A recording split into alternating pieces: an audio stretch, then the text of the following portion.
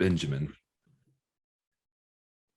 Ladies and gentlemen, welcome to What's in My Head podcast. Today, I'm joined by Mr. Benjamin Clark, the curator for the Charles Schulz Museum. Benjamin, how are you, sir? I'm doing very, very well. Thank you. And no problem, man. Thank you for doing this, man. I've been a huge fan of the Peanuts. It was probably the first comic strip I ever really remember going back and really seeking out when I was a younger kid. I mean, I loved Garfield. Calvin and Hobbes was okay, man, but the Peanuts gang and Snoopy specifically, phenomenal comic strip. So I want to know, first off, how old are you? Because you look young as shit. I'm 41. 41, man. How long have you been working over at the Charles Schulz Museum? I've been here about 4 years ish, coming up, I think. Yeah. Even at 37, that seems really young to be a curator. When I think of curator, I'm thinking of like this guy or this gal that might be in their 70s or 80s that have just spent their entire life dedicated to this, whatever topic they're on, man. So before we even get to the Charles Schulz Museum, man, I want to know, when was the first time you might have seen a Peanuts comic strip? Do you remember that time? Oh, it's before memory, like, yeah. I remember the strip. I remember having, Snoopy toys, and things, the snow cone maker, I remember specifically a Snoopy, either bubble bath or shampoo or something, and like playing with it in the tub, it's like this orange plastic bottle that had Snoopy on it and stuff. And so, no, they were there from day one. That's fantastic, man. It's always crazy to see how somebody gets onto something. Were your parents avid, newspaper readers or comics readers, and they just gave them to you, or how'd that work out? Yeah, pretty much. So we would subscribe to the Sunday paper at the house, usually, not all the time, but usually. And so we'd have those, and then my dad would bring daily papers home from his office often, not every day. And but they were both, newspaper readers just generally, and then comics too. So in early 80s, when I'm growing up, that's peak, Calvin and Hobbes time, and the Far Side too. My mom she was a devoted Far Side reader. Yeah. So that was kind of part of our, everyday conversations, and Peanuts too, was in there. Garfield I loved too, and as a youngster. So it's and I remember Peanuts specifically because so often it'd be like, I don't get it. Is this funny to you guys? And, my parents are laughing. Stuff. Yeah. And they're like, oh, you'll get it later. And they were right. So yeah, it's wild to sit there and see, like, when you think, I don't know how well versed you are, and I'm not an expert, off the bat, just with cartoons. Anybody I have on here, I've got a general interest in a lot of different things. So like we talked about just a minute ago, it's very hard to download and keep everything up in your hard drive because you've only got so much space. Plus you got to remember your kids' names, right? Kids' birthdays, your wife's anniversary, that type of shit, because you don't want to get in trouble, right? Right. So with this type of stuff, man, I remember at a young age just getting them, and then my mom wouldn't read the comics, so she would hand them to us kids, and that's kind of how I fell in love with it. Yeah. And then of course the Christmas special. My favorite was always the Halloween special. Mine that too. was always, was it? Yep. When you how do you even become a curator? I guess is start at that point. That's what I want to know. How do you become a curator for you specifically? Yeah. Well, a lot of people, there's a lot of ways to do it. For me, I fell in love with history, as a, like in junior high, like in, I think 7th grade. And so from that point on, I kind of had an inkling, like, okay, I like this and I kind of get it, and I didn't get much else in school. So like, okay, maybe I should kind of focus on this area. And because I have to figure this stuff out and at some point in time. And I kind of realized I wanted to do history, but I didn't really understand. Like I didn't really want to be a teacher, because by then I was already like a summer camp counselor and stuff. I was like, this is for the birds. So it's like, I need to figure out how you do history. And then the light bulb came on. It's like, oh, museums exist. You don't really go to museums and see the people who work there. They're largely unseen behind the scenes, or whatever. So like there's people that have to do that somehow. And so eventually I got into that. And so I've actually been working in museums from, the time I was old enough to do that. So I've been working in museums now almost 20 years. So Yeah. yeah, so that's how I got into it. So degrees in history and museum studies and stuff like that.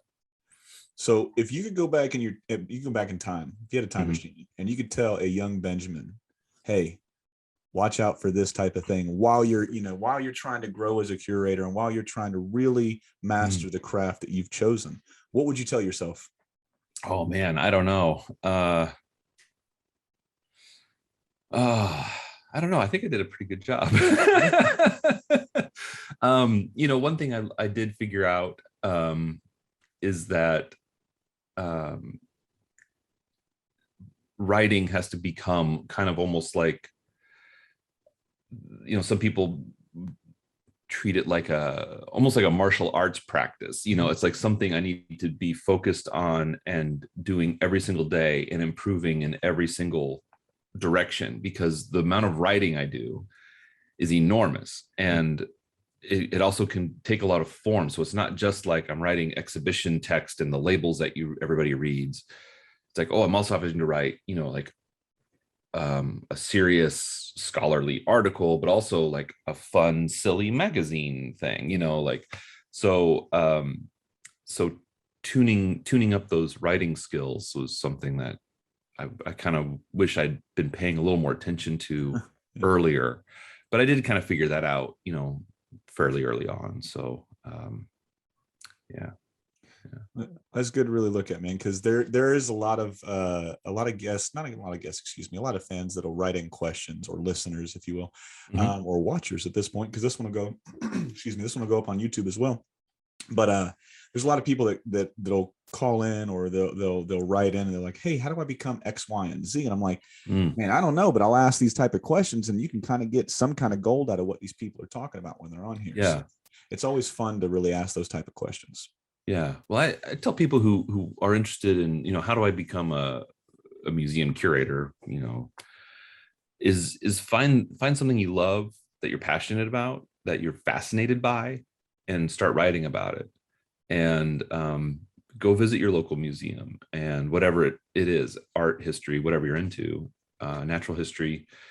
And I guarantee you, like, somebody somewhere is looking for content, some interesting and engaged content on that subject. Mm-hmm. So if you're into like architecture, go write about some of the historic homes in your town, and there's an outlet for that somewhere. You're gonna have to dig around and find it. But those people will help you. They'll give you the feedback you need, and you can start building your expertise. And so that's kind of ground level stuff, I think, that a lot of people who are interested in it, even as a hobby, there are volunteer curators in the world. You can go do that as a thing, that you don't have to make it your career, and yeah, so it's out there. Yeah, it really is. So did you ever have any kind of inkling that you might be the curator for, and I'm biased as hell when I say this, the greatest comic strip of all time? Did you ever have any inkling that you'd be doing this one day? No idea. I pinch myself a lot, I have to admit. No, because it's I don't really have a background in comics history. It's more kind of some 20th century history, and just in my core, over the course of my career, I've ended up with doing a lot of kind of pop culture-y stuff. Yeah. And I also have a World War II history background too. Yeah. And that was really, that was a huge part of what made Charles Schulz into who he became. World War II really, I mean, why wouldn't it? Really matured him. He had never really been away from home. He had never been away from his parents, and then he's shipped off to war. And it was a very formative experience for him. And I've spent I spent a lot of time with World War II vets who were not too different from him, and so I think that was helpful in my background to getting this job. And so yeah.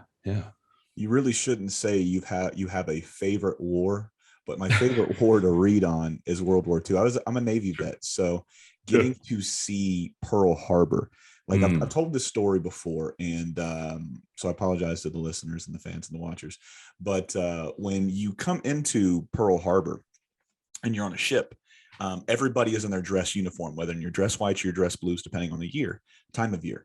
And whenever you're out there, every sailor that's not driving the boat at that specific time is on the outside of the ship, and we're all in ranks, right? So when you come in, they'll blow the whistle when we start going over the burial grounds, and you salute and you hold your salute until they hit you with another whistle. And I got goosebumps now thinking about it. And I was 19 when I deployed for the first time. And first any place I ever went was Hawaii, right? So beautiful island. And we're in Pearl Harbor, and we're doing this. I'm sitting there, I'm holding the salute, and I didn't realize, but I started crying, and I didn't know why. Like, I wasn't sad, I wasn't angry, I don't know what was going on, but it just felt weird. Like my entire body, from like my toes to my ears, was just nothing but goosebumps, right? And it felt like, holy shit, man, this is what this kind of felt like when all of this was going on. Obviously, I'm projecting at this point, but it's like being in a specific point in time where there was so much dread, there was so much sorrow, and then you're going over somebody's burial ground, right? Essentially, it was the weirdest moment I'd ever had in my life. And then just getting to feel and have that with every other sailor that was there, because we talked about it after. A lot of people said they felt the same way. Not everybody cried, but everybody had those goosebumps. Everybody had that weird feeling of like, shit, man, it feels like we've been here before almost, right?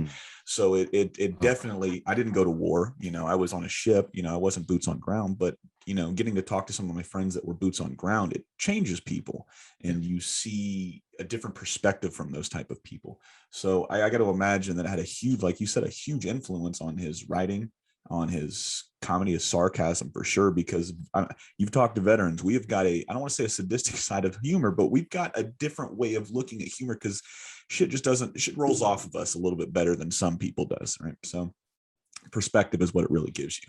Yeah.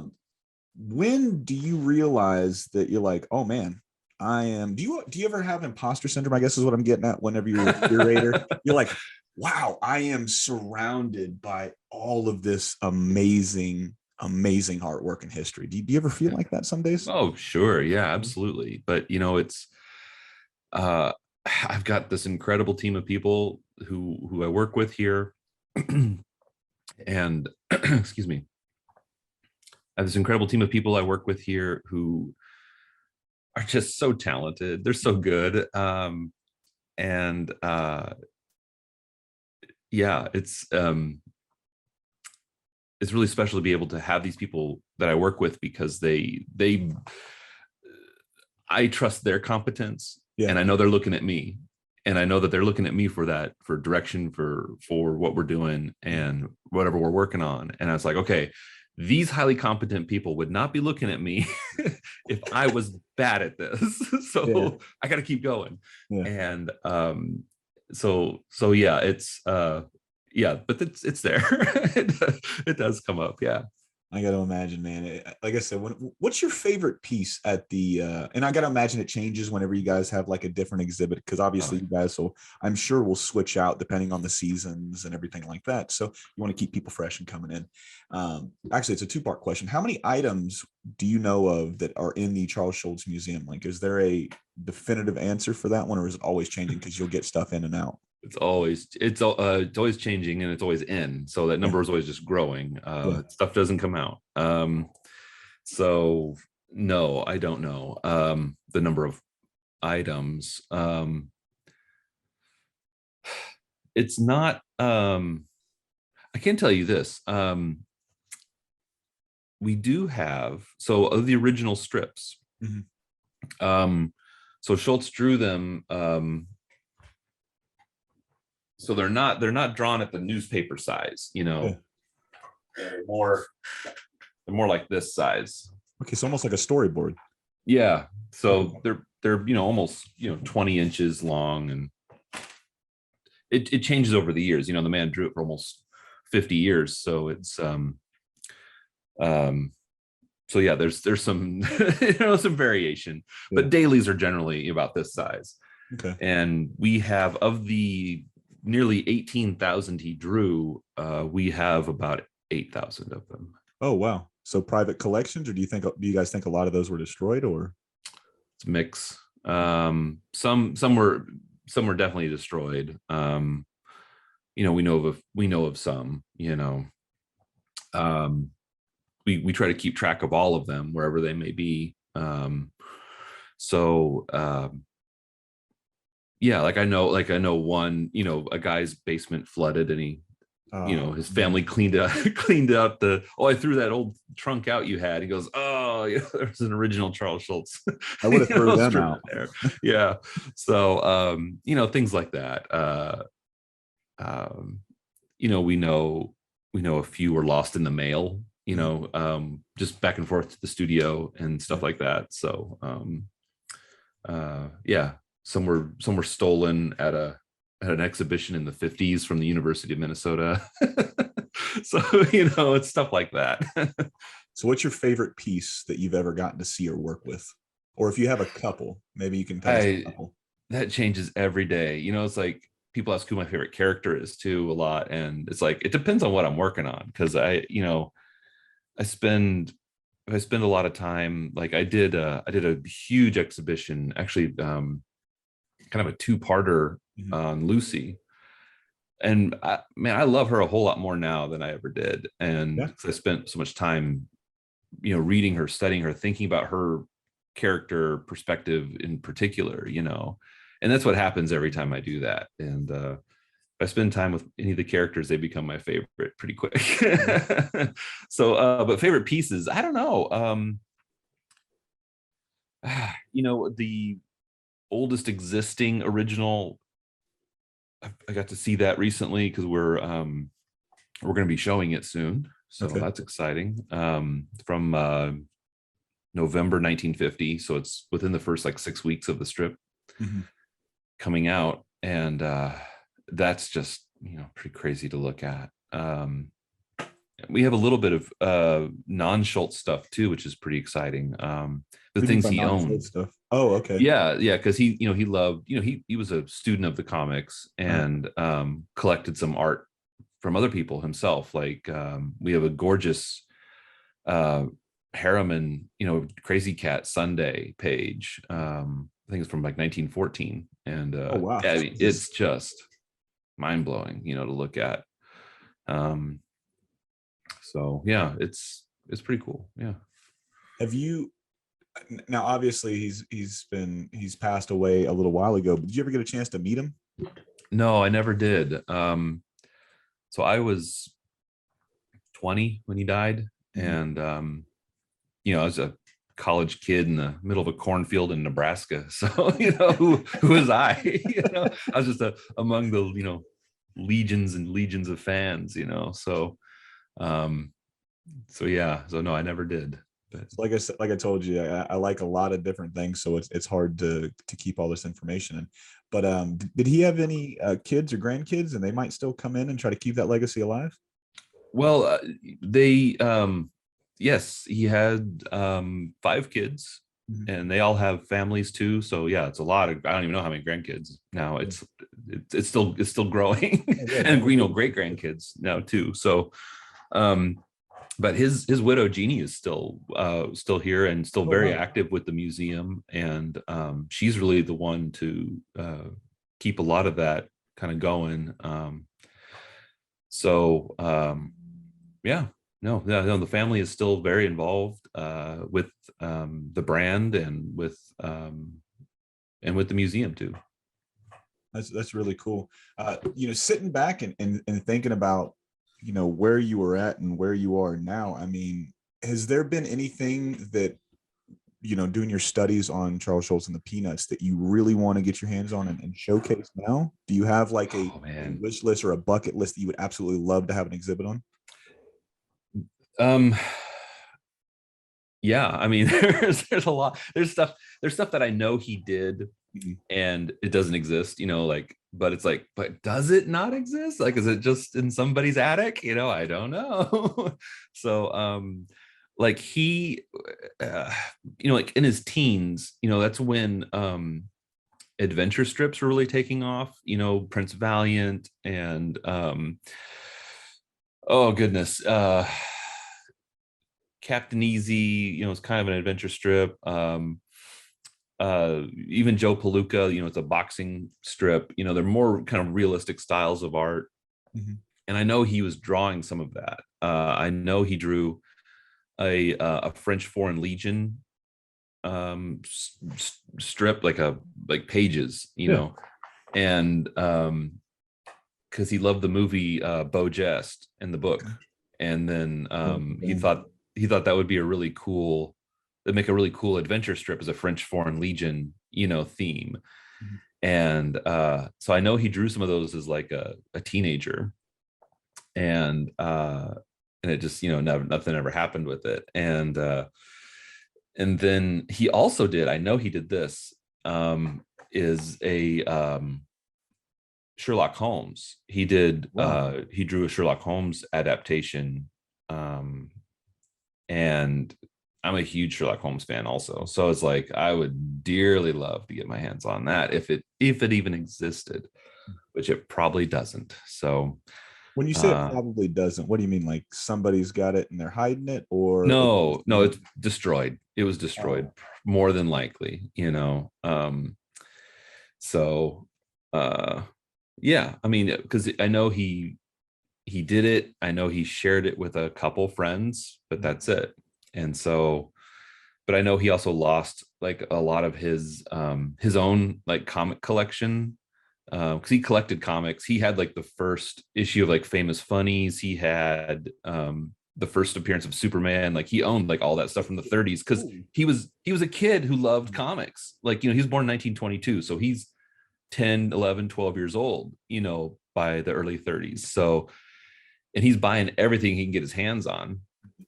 And because he loved the comics so much. From, comics are really evolving rapidly through that period of time too. So, I mean, we have a couple of his, Bringing Up Father, it was a newspaper comic, and is one of the first things that kind of collected and published into books, like hardback, square, weird, collections of comics. And people are like, oh, hey, this is a good idea. We should bundle up some comics and sell them.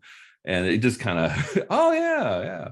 So he had all that kind of stuff. And then right after he returned from World War II, there was a fire at his apartment building, and all that stuff was lost. So I think his early drawings would have been with that stuff, so it's probably all gone, but a lot of the guests I've had on here come from the animation. A lot of them, like I had Chris Battle on. I don't know if you know him. He's been up to that. He's been up to the Charles Schulz Museum quite a few times, and he's a character designer. Like he did work on, Powerpuff Girls and Samurai Jack and Teen Titans Go. Who's the name? Chris Battle. Oh yeah. Okay. Yes. So I know he's an avid. Like he's the one that told me about not only yourself, but also about the museum and all this other cool stuff. And he gave me a plethora of books to pull from, because I don't know where it's at. I wanted to show it to you because I'm pretty sure you guys have it as well. But my wife last year, because like I said, I love this stuff, and I'm very easy to shop for in the holidays. She is difficult as hell to shop for, because I pretty much wear everything either on my body or on my t-shirts, or it's in my office that I'm really into. And Peanuts, so she got me the Arts of Charles Schulz books, like this thick, and it's the sideways book, so it's got, I'm pretty sure you're gonna pull it right down. Here's the little one, that exact one right there. So there's a bigger version of it, like the hardback, but that's the one she's got me. I love the book. And, so I showed him that, and he's like, oh man, just like you did, he's like, oh man, I've got mine here, right here. And he's like, you need to get this one, you need to get this one. So we were just sitting there, it was like trading war stories. You're gonna get this book. So he's the one that really turned me on. So thank you, Chris, for making this recommendation. Where was I going? Oh, that's where I was going. So when I had all those animators on, especially back in the day with the old, Hanna-Barbera, UPA, they would throw away Oh yeah. a lot of stuff because they don't have the space for it. They didn't think anybody would actually want this stuff. Oh yeah. And it wasn't until I heard a story by Robert Alvarez, which is another animation director, legend in the game, one of my favorite people I've ever had on this podcast. Him and his friend Tim Walker would go into the dumpsters at the Hanna-Barbera studios, and they would just take a whole bunch of stuff. And it got to the point where, Bill and Joe would go out there and they would put a bar over the dumpster because he'd keep the kids out, and they would chase them off with the tire iron and shit like that. So it's crazy seeing that stuff. Did he have the foresight? And by he, I mean Charles. Did he have the foresight to hold on to everything? I got to imagine him being a collector of comics. He might have had that thought. Well, he somewhat. So he did. So the Syndicate actually kept the originals up until about 1969. Okay. And then they would then they started returning them to him. Mm-hmm. So 1950 to 1969, those are, a little harder to track down in the original. But from 69 till his death in 2000, he had them. But the thing is, he was also super generous with them. Like he knows he's drawing them every day. Yeah.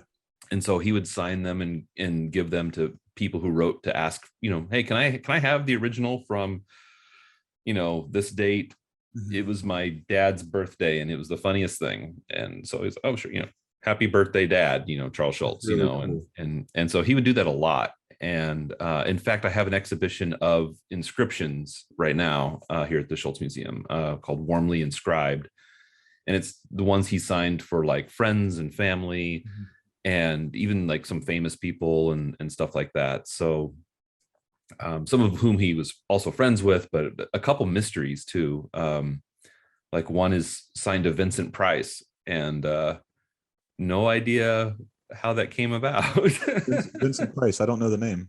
Oh, Vincent Price. He was he's a horror movie actor guy. He played, everybody. Boy, yeah, he's a big horror film guy, and he's also an art collector. So it's like, well, maybe the art side of it was, I don't know, but he didn't mention him in the strip or anything, so I don't know.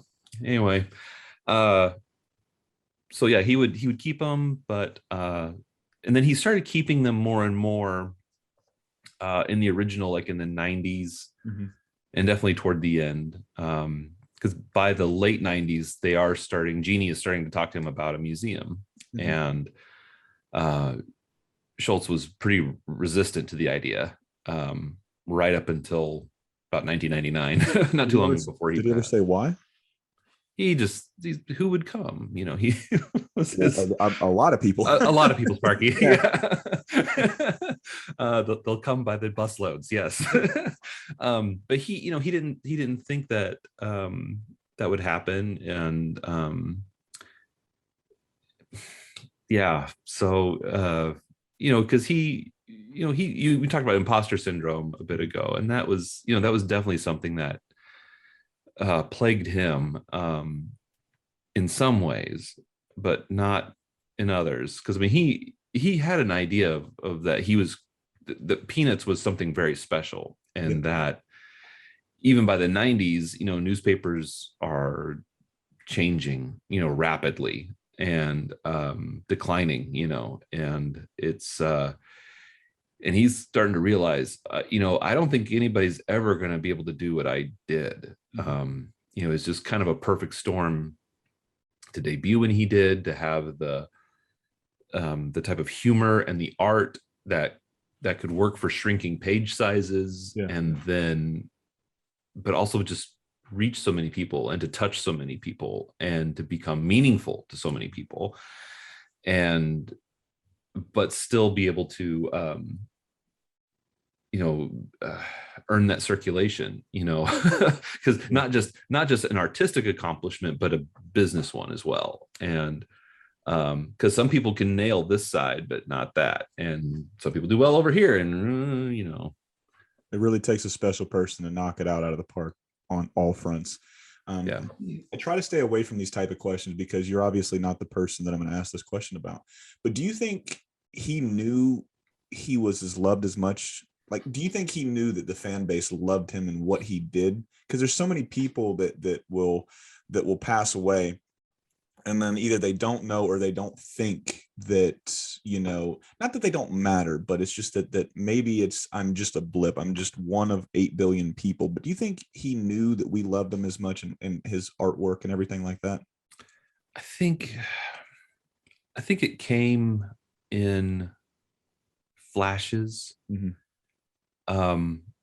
I think if you were to just ask him on a day-to-day basis, like that question, he would wave it off and not really want to think about it, maybe, or even think it would be true. Yeah. But there are some stories about like he had been sick and he had come over to the ice arena, which is where he spent a lot of his downtime. He loved hanging out at the ice arena. He built this Olympic sized ice arena by his studio because he loved the ice skate. He grew up in the Twin Cities and loved playing hockey, loved producing ice shows and all kinds of stuff.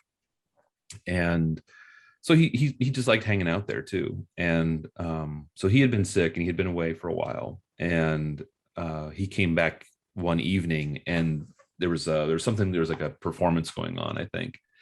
And the whole place just stopped and everybody stood up and just cheered for him. That's awesome. And so he was deeply moved by that. And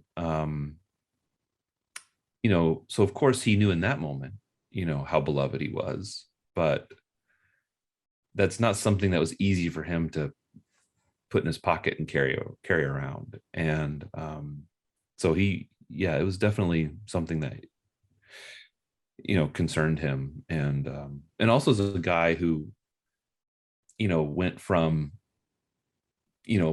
a kid in the Depression who never had enough money to ever worry about money, and then having enough, so much money you never have to worry about money. Yeah. He, as an adult, it's kind of like, well, how could he not, wonder why people like him or want to be around him or something, when he's Charles Schulz. And but he did figure out, who liked him for him and who he was, and like who his regular golfing buddies became and things like that. They're just the guys who wanted to play golf with him. It wasn't nothing ulterior there, so yeah. But I don't envy that. Yeah, man, I really don't. And I'm glad, because there's so many people that leave this earth, not so much before their time, because you never know when your time is to go. But there's so many people that leave here and they might have that, it's going back to that imposter syndrome. It's like, or, they don't want to feed into an ego. A lot of people don't want to do that. And they sit back and they think, like, man, nobody likes me. I don't even like me. Like, what? I mean, I have that opinion about myself on a consistent basis. I hate 90% of everything I do, but I think that's more of like, I want to get better. I see where perfection lies, even though we can never hit perfection. And that's what I aim for. And having that bar so much, that bar set so high, and then coming short of perfection, because like I said, we can't hit perfection. It kind of chips away at your ego and your self-worth and shit like that. So I can kind of see, and I don't want to say you see it in his writing, but like when I think of the Peanuts, like I think of him as being Charlie Brown. I don't know what character he, wrote himself, but I got to imagine that he thought he was Charlie Brown. And then you see just the way, especially in the earlier strips, how the kids talk to Charlie, and even in the later strips, how they talk to Charlie. You see this like, oh man, nobody likes me. And I always wondered if, like I said, you answered that question, but I always wondered if he knew that, hey man, we love you and thank you for doing this, because it's so rare that people get their roses while they're still here. And as a big reason I started this podcast was to give those people their roses. It took Kobe Bryant dying, last year. Yeah. And then hearing a song by a rapper named Joyner Lucas and saying what I just said is give them a rose while they're still here. Yeah. To really put into motion, like, I got to tell everybody how much I love them. I got to tell them why I love them. And then I got to thank them for everything they've done. And that's, that's what the big message for this podcast is, man. It's love, it's thanks. And then it's just keep it progressing. Right. So it's nice to know that, towards the end, he did get that realization. And staying on Charles for just a second, man, you have a favorite, obviously you said you didn't get to meet him, but do you have a favorite story that somebody might have told you that got to meet him? Or I'm sure his lovely wife might have told you a funny story or two. Gosh, yeah. I mean, there's a These are the lot. hard-hitting questions, Benjamin. There's a lot. I mean, there's so many. He wasn't like he wasn't the big cut up, like he didn't walk into a room full of people and everybody just kind of went, yay, we're gonna have, he's here, we're all gonna be laughing our heads off the whole time. That's not who he was at all.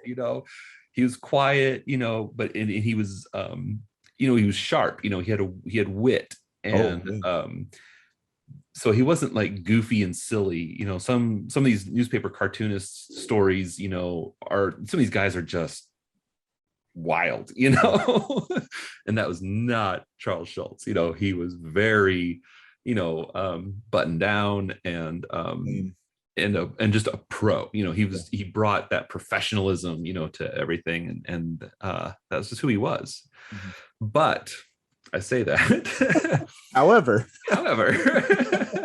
he was a lot of fun though, and so one thing, he hated answering machines.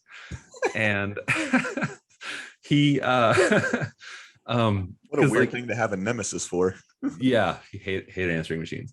And he because like he kept his home and like studio numbers in the phone, like they're listed in the phone book. Yeah. Like people called him all the time. Are you really Charles Schulz? Yes, click. He's like, if I can do that, you can do that. Why do you have an answering machine? Just answer your phone or don't. But anyway, Lee Mendelsohn, who is the producer on all the Peanuts animation specials, all of it. Schulz one day got his answering machine, and so and he feel a little tweaked about it. And so he picks up a copy of War and Peace and starts reading it into his answering machine and calling back to fill the answering machine with him reading it. And that becomes, that becomes a strip. Snoopy goes on to read it a word at a time, War and Peace for, I don't know, about a week or so, maybe it lasts, but it becomes a thing. And that's one thing about the strip, is so much of it is directly pulled from his life.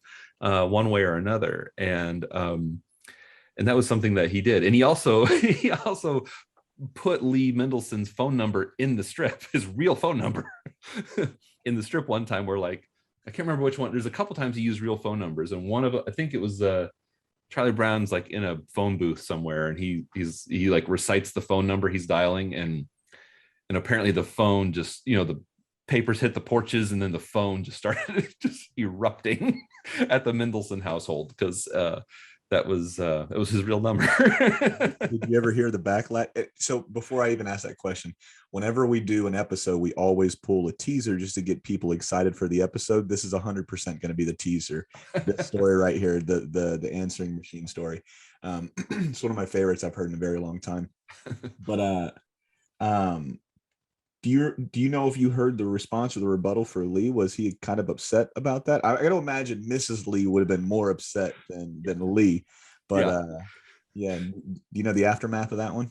No, I think Mendelsohn just laughed it off. That's just the relationship they had. They were good friends, and not just collaborators. Which is how Schulz kind of found successful business partnerships. He said, business becomes personal, yes. At a level, and so if you can't be,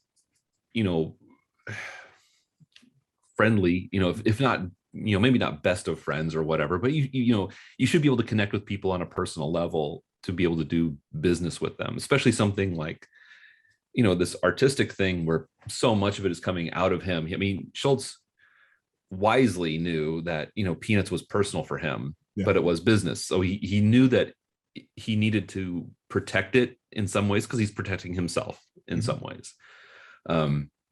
Like you said, Charlie Brown was Schulz, but you know what, so was Lucy. So is Sally, so is Linus, so is Schroeder. They're all him, all of it. They're just different sides of him. It's just he's the artist who's wanting just to sit down and just do his art, his beloved art, like Schroeder, and life keeps coming in and saying, pay attention to me instead. And as Lucy, and he's like, just go away. I want to do Beethoven. And, and Linus, that philosophical side that asks those deep questions about, what is the meaning of life? Does my life even have a meaning? Those are the things he talked about and thought about. And, there are friends who've told stories about, just, one guy, I can't remember who it was offhand, but it'll come back to you as soon as we end this call. Yeah. One of his friends said they were driving down to San Francisco, which is about, it's a little over an hour drive from Santa Rosa. They were driving down and they're just sitting in silence for the longest time. And then Sparky just kind of looked at him and said, like, do you believe in the resurrection? It's just like, what? Okay, well, I guess we'll talk about that. Of all the things to pull out of the air, but that was kind of that Linus side, that was curious and philosophical and curious, so it's interesting. And he loved hearing people's perspectives on some of those ideas, some of those big questions. I do too. I don't, especially with things like religion. And I told you we wouldn't talk about them, so I won't go deep into it. But with religion and politics, I love hearing about it. Like, I like hearing your perspective on something, but there's so many people out there that you either have to believe what they say, or, you get on board with what they say, or you're wrong 100% of the way. So it's very hard to have an articulate conversation, a conversation more than it is a debate, because a lot of people just want to debate. They don't want to talk. They don't want to flesh out ideas. And how do you kill bad ideas? With good ideas, right? You get rid of dumb talk with smart talk, So it's very rarely do you get to have those type of conversations. Like, one of the greatest conversations I've had, and I was outside. Let me pause this for just a second.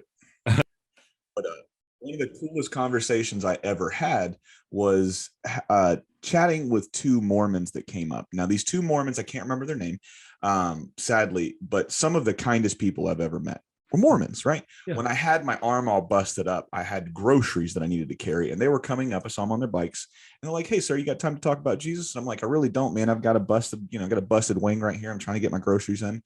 And they were like, "Well, we'll help you." I was like, "Well, if you're going to help me, I'll tell you one thing. I will listen to you, and as soon as these groceries are done, I got to go do what I got to do. So you can tell me whatever it is you want to tell me, and then we'll go from there." And they're telling me about, their mission and how they have to go a year or two and all this other stuff without, any girlfriends, any alcohol, anything like that, to find their way and find their purpose in life and within the Mormon religion. And I was like, that's really cool. And they're like, "You interested?" I'm like, "Absolutely not. I appreciate it for other reasons that we won't get into, but I'm just not a religious guy, man. I appreciate and respect everybody's opinion. Believe in whatever you want to. It's just not for me, right? Just like Calvin and Hobbes really isn't for me. It's for somebody else. It's the same thing religion is, right?" Yeah. So I had these two gentlemen come up, and I'm outside just looking up at the stars, enjoying the nice Florida weather. We actually have nice weather for 2 days out of the year. It's fantastic. Yeah. So I'm out there. There's no skeeters. The lights or the stars are bright. Not very many people have their lights on. So I'm just sitting out there, and then they come up and they're like, "Hey, you want to talk about Jesus?" And I'm like, screw it. Let's do it. Let's talk. Right. Yeah. They tell me their whole story. I have to tell them, I'm like, "Hey, I know you guys can't indulge in what I'm indulging in right now. So I don't want you to get a contact high. So just, you can come up if you want to." And this is during COVID, and I have no problem with it. I was like, "Come up if you want to, but I don't want to get you guys into trouble." Like, "Oh, no problem." And then they tried to talk to me about life, which is, it's really interesting to have a 18-year-old talk to me, right? And not just me, just anybody in general that's got some perspective on life. I'm 32. Yeah. I've seen some things. I've been to a bunch of different countries. I've been stationed with a whole bunch of people.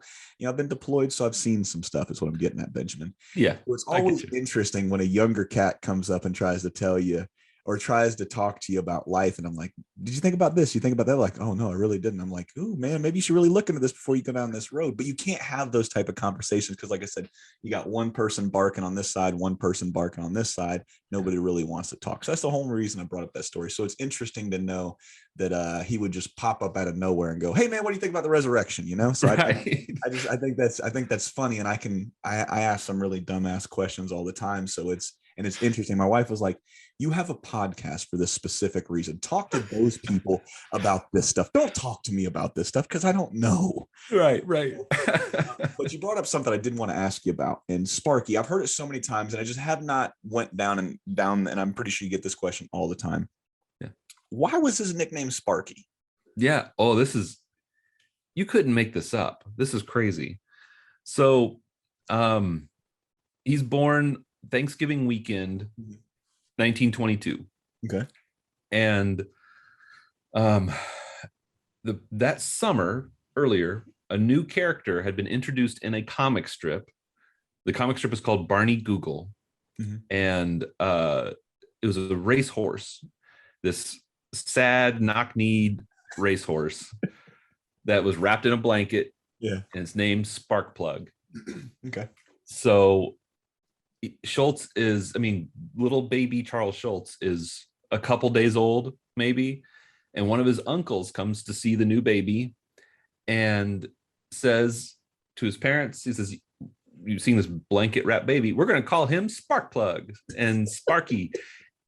And the name stuck. And he used it his whole life. So he was actually nicknamed for a comic strip character. And it's just, which is just crazy.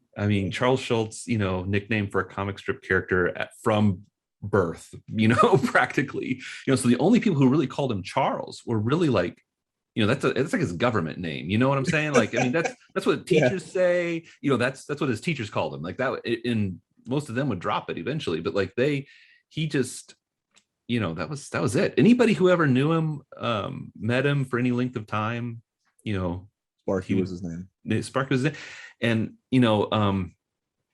I was here for a few months maybe. And I was in a meeting with Gene Schulz, his widow, Craig Schulz, his son, and the previous director of the museum, who's just kind of retired in the last about year or so. But she was the director here for a long time, 15 plus years. And was a friend of Schultz's. And so I'm in a meeting with these three people, and I keep saying Mr. Schulz, Mr. Schulz, and they're like, you just say Sparky.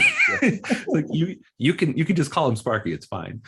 And from that moment on, I was like, okay, when I can do that. I got comfortable with it, because I feel like I do know him pretty well at this point. I got to imagine. I've watched every interview. I've watched the man's home movies, every recording, I've read every strip, it's like, I feel like I know him about as well as someone can secondhand, so. Do you dream in peanuts at this point? I have had Schultz dreams, where I've met him, What's your favorite interaction with Sparky? Oh, one of the most like surreal, it felt really realistic was, so there's a little Mexican market nearby, and there's a little taqueria inside, and it's phenomenal. I love eating lunch there. Why wouldn't you? So I walk over there a lot to eat my lunch, and so you have to walk past the ice arena to get over there, and walking back, there's like a low stone wall, like a little retaining wall, and a lot of people sit there when it's nice out. So I had this dream that I was walking back from the taqueria back to the museum, and Sparky was sitting on that wall in front of the ice arena, and he's kind of like looking around, and he looked a little confused. And I remember thinking like, that's weird. I should probably talk to him, and I remember like saying hi and introducing myself, and he asked about Jeannie, and I was like, oh yeah, I just saw her yesterday, she's doing great, and that was kind of it. That was kind of the whole dream. But it felt like really real. And Did he buy Yeah. did he buy lunch? No, I was coming Oh. back from lunch. So, but yeah, no. So yeah, I definitely have dreamed of him. That's pretty cool, man. Just getting to see, like, you're that third person point of view, so that third POV. Just getting to see somebody's life, like you said, secondhand, and just getting to see from his comic strips, then meeting his family and his closest friends, and then seeing his home movies. I mean, I got to imagine it's one of the coolest things, especially being a fan of this medium. I got to imagine it's like if you had a bucket list, you scratched off 15 bucket list items right off the bat, man. So Yeah. I got to imagine it feels pretty cool to be Benjamin for a day. You know what I mean? Yeah, it's all right. You're a modest person, Benjamin. I like that. You know, as we start to, so we've almost been talking for an hour, and I don't want to keep you too much longer because I know you're a busy guy and you got more important stuff to do. Man, my voice keeps cracking. We talked before we hit record on some stuff that you've got coming up for the museum specifically, and you had said that the centennial for Charles Schulz's birth is next year. So what are some of the things that you could maybe tease or tell people that, like, hey, we're going to be doing this, or maybe something you can allude to get drum up some business and some interest for the Charles Schulz Museum? Yeah, well, we've 2022 is going to be a huge year for us. It is the centennial of the birth of Charles Schulz. It happens to also be the 20th anniversary of the museum opening. So so we're very excited. We're in a very celebratory mood. Yeah. We're going to be doing some, I've got some great exhibitions planned. One is on Little Folks, which is the comic before Peanuts. So we're going to see a bunch of Little Folks original art and including the oldest existing original Peanuts strip. So it's going to be in that exhibition. So kind of get to see the birth of the strip, the evolution, and yeah, it's going to be a lot of fun. I'm also planning an exhibition about Schulz's early influences. So we're going to get to see some original comic art by people like George Harriman, Crazy Cat, George McManus bringing up Father, Percy Crosby's Skippy. It's a lot. You will not want to miss it. If you're a fan of the history of comics, it's going to be a really special exhibition, and many more. So we do 6 original exhibitions a year here. So yeah, so come check it out. We're also going to have a whole slate of special speakers and programs and appreciations throughout 2022 and 2023. So it's going to be huge. So come check us out and make plans to come to Santa Rosa, beautiful Santa Rosa. Yeah. I've heard nothing but, like I said, I can't wait to get up there and see it. Hopefully, with the centennial coming out, I can talk to the wife and, like, come on, man, it's the 100 year. Let's go. She's like, no, that's what it's going to be. So hopefully I can at least get out there and see it. Yeah. As we start to wind down, I got a few more questions, and I would be remiss not to ask, because we talked about it before we hit record. I'm just a big fan of the animation as I am the comics, right? So yeah. When we talked, you said The Great Pumpkin was your favorite animated movie as well, man. So with you knowing as much as you know about Charles, I know you got to know some real deep cuts about the Great Pumpkin. So how do you guys get to play the movies during the time of the year so if it's the Christmas one, you can play the Christmas, Halloween, can you guys play that, or is there a room for you guys to play it in the museum? We have a theater here. Yeah. So you can actually come in and so we have stuff playing all day. So yeah, at Halloween time, you'll definitely see the Great Pumpkin on the big screen if you want, and others too. I didn't even realize this when I first applied for the job, but like I didn't know, like, this is one thing I've learned coming into it, is like there are 70 specials. So there are some that just haven't replayed very much at all, so you just don't know about them. But they're out there. It's crazy. So like there's more than just the one Christmas special. There's actually a couple of different ones that they did later, and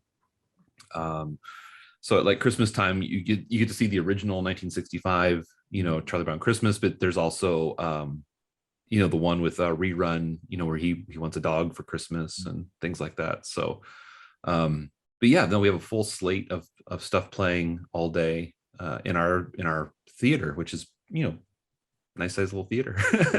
So yeah. That's really cool, because I didn't know until you said 7. That is insane. And to think you only really see the same maybe 4, 5, 6 every year. Mm-hmm. That's wild when you think about it. So why is the Great Pumpkin your favorite? I got to imagine Halloween is probably your favorite Halloween or favorite holiday. I love Halloween as a holiday. I love the fall just as the time of year. Is my favorite time of year. Yeah. Also Great Pumpkin as a special. I love the music in it. It's also where we get the first Snoopy as the World War I flying ace. Yes. Sequence. That's the first time that character, that persona appears, and I don't know. It's just a lot of fun, and I was always connected with that one more than any others. So yeah, it's my favorite. Yeah, it's a good one to really look back and watch. Now, obviously, with you having so much open to you for the Peanuts between the books, the movies, and everything like that, I got to imagine you have not only so much your favorite holiday special, but you got to have a favorite era. So if you were trying to convince somebody that might have never heard or seen anything Peanuts related, what era would you give them? When do you think it was the golden standard for Mr. Schulz? Oh man, that is really hard. I love it all, so it's really hard for me to narrow it down. If somebody though were coming in and if for instance, if I was just going to hand somebody one volume of the complete Peanuts, it's this 26 book series with every single strip, it has 2 years worth inside of all of them. That it's really hard to pick. But maybe I would give them something like 68 through 72, maybe. Okay.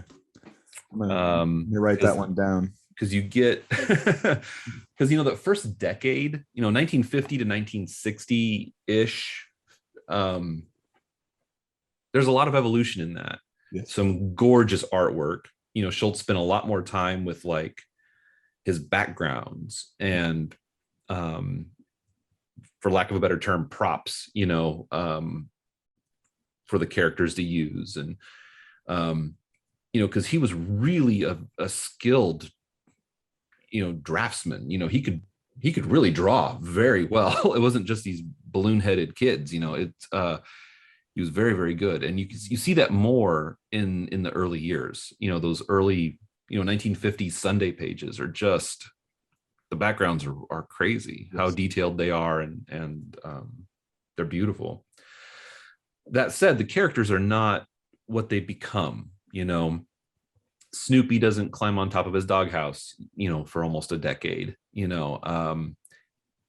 doesn't have his thought bubbles, readable to us, for a few years. So, but by the later 60s, you get kind of what we all think of as Peanuts, Snoopy with all of his personas, the Charlie Brown is, Charlie Brown, in the early 50s, those first couple of years, 50, 51, 52, 53-ish, he's more of a smart aleck, he's kind of a little punk sometimes. And that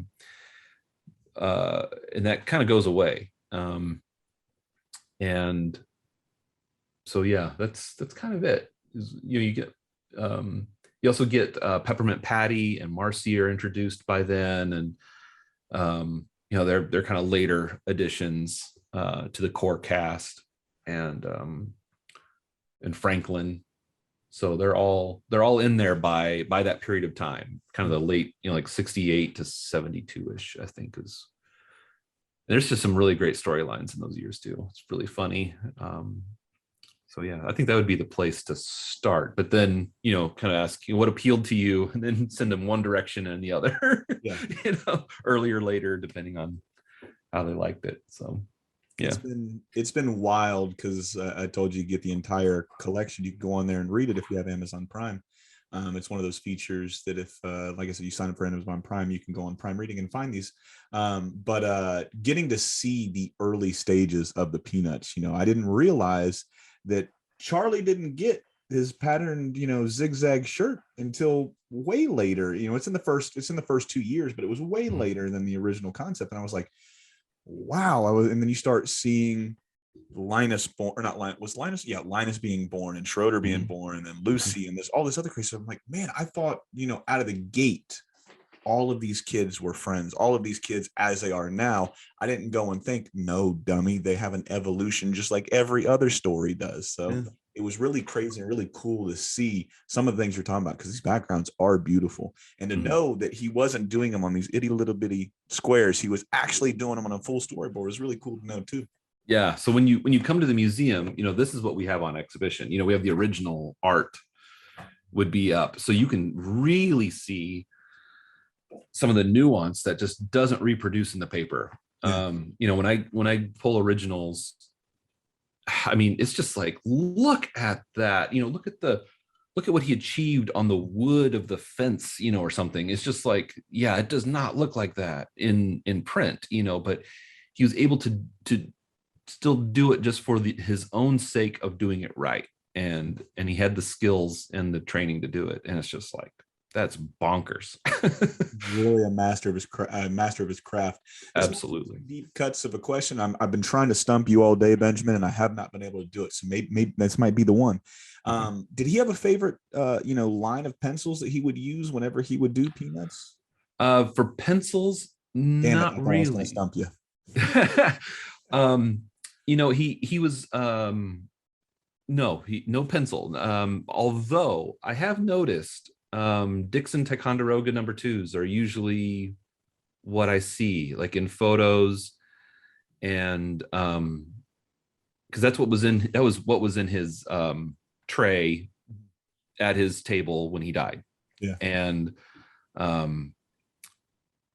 then, so I've kind of kept an eye on that, actually, because I was curious about it too. And but there's a funny letter, I think in the 50s, maybe the mid 50s, where apparently Eagle brand pencils have inquired if he would,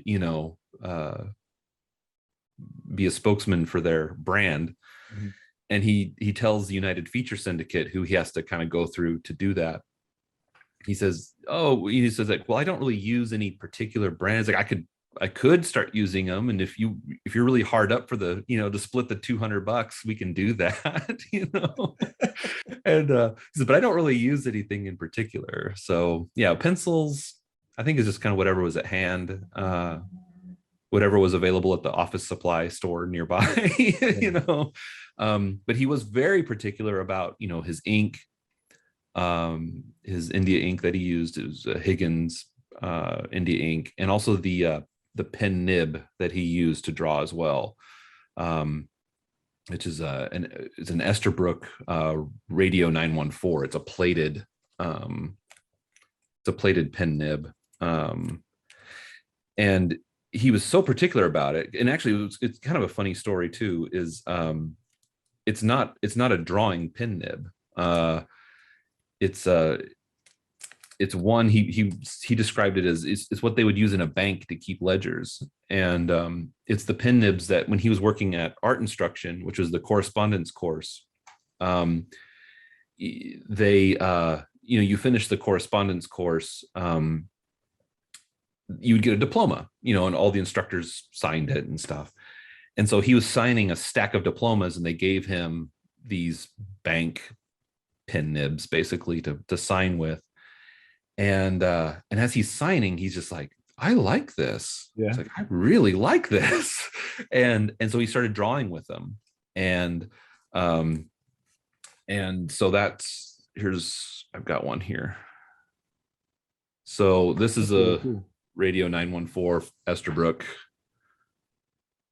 You can't really see that very well. Oh, no, Sorry. you're perfectly fine. I can see it. Anyway, so this is it. And so he does that, he buys supplies of them, and at some point in time he finds out that Esterbrook had actually quit making them, and he kind of panics because he needs them, and so he actually arranges with Esterbrook to buy out the warehouse supply.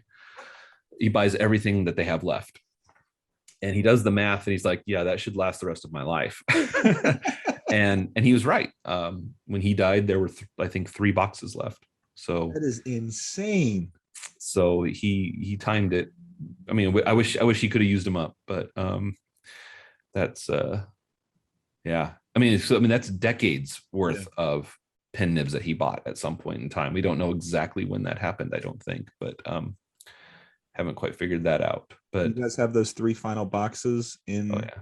Yeah. Oh, that is so dope, man.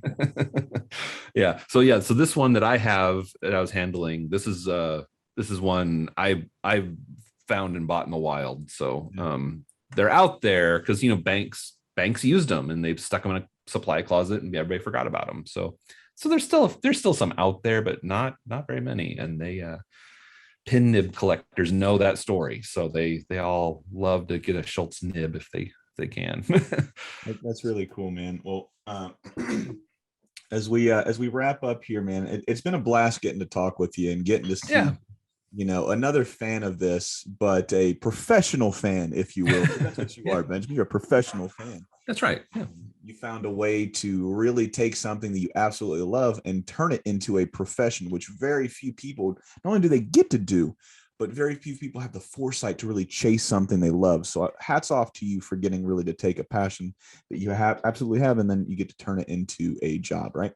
And where can they go if they want to say, hey, Benjamin, I love what you do, or if they want to say, hey, man, I'd love to come out to the Charles Schulz Museum? Where can they reach out to you if you want the fans to reach out to you? And, where can they come and say, hey, man, I would love to schedule something or see when the hours are opening up so I can get out there?